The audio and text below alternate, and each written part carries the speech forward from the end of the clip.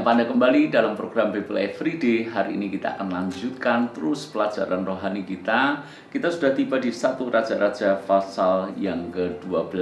Setelah sebelumnya kita belajar tentang di masa tua Salomo dia jatuh dalam dosa penyembahan berhala, mencondongkan hatinya kepada dewa-dewa asing, dan kemudian diceritakan Salomo juga akhirnya mati. Maka di pasal yang ke-12 ini anaknya yang bernama Rehabeam menjadi raja menggantikan Salomo. Tetapi kualitas hikmat yang dimiliki Rehabeam jauh sekali dibandingkan dengan Salomo. Dia termasuk raja yang tidak pandai mengatur kerajaannya. Jangankan mengatur kerajaannya, meminta nasihat pun dia meminta nasihat kepada orang yang tidak tepat. Itu sebabnya di pasal yang ke-12 ini kerajaan Israel pecah. Diawali dari permintaan Yerobeam mewakili jemaah Israel berkata seperti ini kepada Raja Rehabeam, "Ayahmu telah memberatkan tanggungan kami, maka sekarang ringankanlah pekerjaan yang sukar yang dibebankan ayahmu dan tanggungan yang berat yang dipikulkannya kepada kami, supaya kami menjadi hamba-Mu." Jadi jemaah Israel atau orang kebanyakan minta kepada Rehabeam supaya tanggungannya diperingan. Lalu kemudian Rehabeam berkata, "Pergilah sampai Lusa dan kemudian kembalilah kepadaku." Lalu kemudian Rehabeam mencoba bertanya, meminta nasihat, meminta petunjuk. Ayat yang ke-6, sudah itu Rehabeam meminta nasihat dari para tua-tua yang selama hidup Salomo mendampingi Salomo ayahnya. Katanya, "Apa nasihatmu untuk menjawab rakyat itu?" Awalnya dia meminta nasihat kepada orang yang tepat, kepada tua-tua yang sudah mendampingi Salomo, tua-tua yang punya banyak pengalaman, tua-tua yang saya yakin mereka sangat dipengaruhi oleh hikmat Salomo juga. Jadi awalnya dia sudah meminta petunjuk kepada orang-orang yang tepat. Ayat yang ke-7, mereka berkata, "Jika hari ini engkau mau menjadi hamba rakyat, mau mengabdi kepada mereka dan menjawab mereka dengan kata-kata yang baik, maka mereka menjadi hamba-hambamu sepanjang waktu." Sebuah nasihat yang sangat bagus, sebuah nasihat yang penuh dengan hikmat Tuhan. Tetapi ayat yang ke-8 dikatakan, tetapi ia mengabaikan nasihat yang diberikan para tua-tua itu.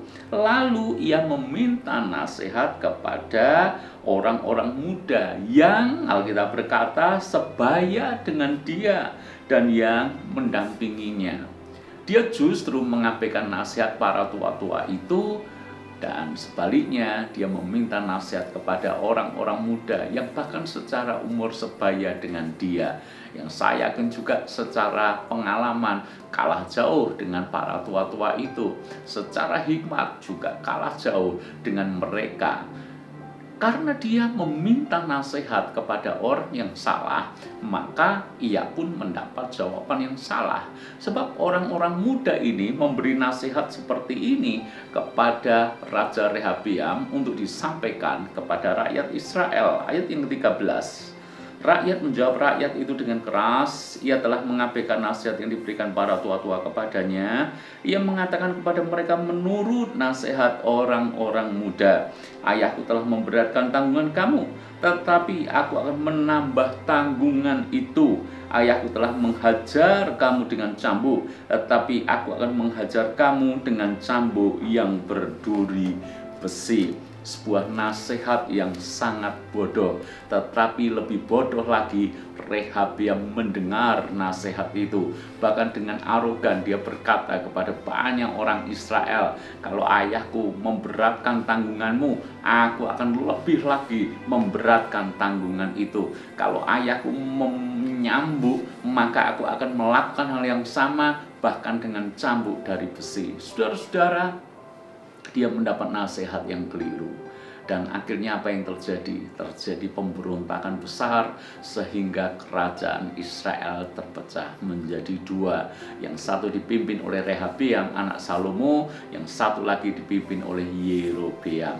Apa yang kita bisa pelajari dari kisah ini? Hati-hati kalau Anda meminta nasihat atau Anda meminta petunjuk. Kalau Anda keliru alamat, maka Anda akan dapatkan nasihat yang keliru juga. Saya seringkali berkata seperti ini, jangan Anda pernah bertanya, meminta nasihat soal keuangan kepada orang yang jelas-jelas kacau dalam mengurus masalah keuangan. Anda tidak bisa meminta nasihat bagaimana memiliki tubuh yang sehat kepada orang yang sakit-sakitan. Dan Anda juga tidak bisa meminta nasihat bagaimana supaya langsing, bagaimana supaya memiliki berat badan ideal, dan Anda meminta nasihat kepada orang yang obesitas. Apakah Anda menangkap maksud saya? Kalau orang itu sendiri jelas tidak bisa mengurus dirinya, bagaimana mungkin dia bisa memberikan nasihat yang benar dan memberikan nasihat yang tepat? Saran saya, meminta petunjuk, meminta nasihat itu boleh, itu hal yang perlu Anda bisa kerjakan dan lakukan ketika Anda harus mengambil keputusan.